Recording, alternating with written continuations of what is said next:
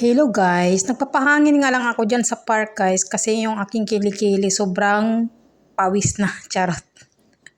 Sobrang hangin nga dyan sa park guys, kaya ayan, ikot-ikot lang muna, walang magawa. Andin din.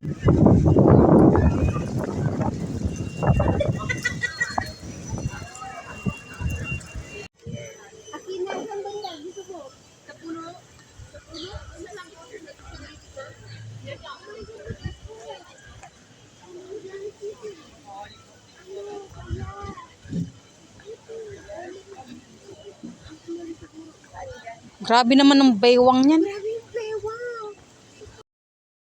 And then pagdating nga namin guys, ayan, kanta-kanta muna kami dyan sa park, walang magawa sa buhay.